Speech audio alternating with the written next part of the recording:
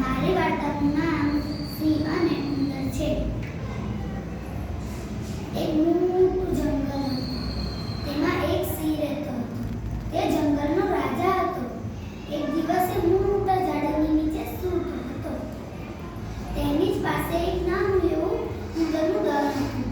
તે ઉંદર બહાર નીકળ્યો તો દેખ્યું, આ તો સિંહ સૂતો છે, ચાલો આની મસ્કરી કરું.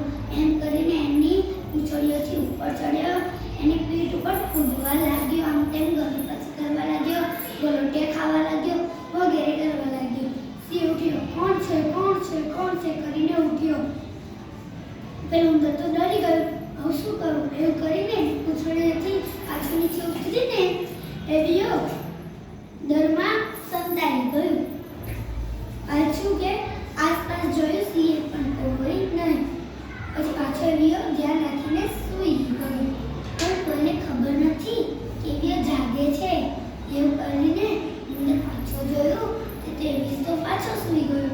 એવિયો તો પાછો પૂંછડીથી ઉપર ચડીને પાછો કૂદવા લાગ્યો, ગલોટીઓ ખાવા લાગ્યો, ગલીપચી એની મોઢાની મૂછો ખેંચવા લાગ્યો. પછી એવિયો એના પંજા ઉપર ગયો, પંજામાં પકડાઈ ગયો. એવું કહે, સિંહ કહે, કેમ તું મારી મસ્કરી કરતો તો, મને શાંતિથી સૂવા નથી દેતો? ઉંદર કે મને છોડી દો એવું કરીને રડવા લાગ્યું. સિંહ કહે, કેમ છોડી દઉં? હું તને ખાઈ જઈશ. પણ ઉંદર તો રડવા લાગ્યું, મને છોડી દો, હવે તમારી મસ્કરી નહીં કરો એવું કરીને રડવા લાગ્યું.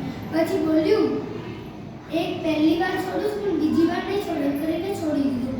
પછી ઉંદર કહે, હું સિંહભાઈ હું તમારે એક દિવસ છે ને મદદ કરીને પૂછ્યો. એ વાતના ઘણા દિવસ થઈ ગયા.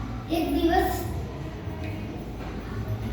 જંગલમાં સિંહ પકડવા વાળા આવ્યા. જળ બિછાઈ અને ત્યાં એક નાનું બકરીનું બચ્ચું મૂક્યું.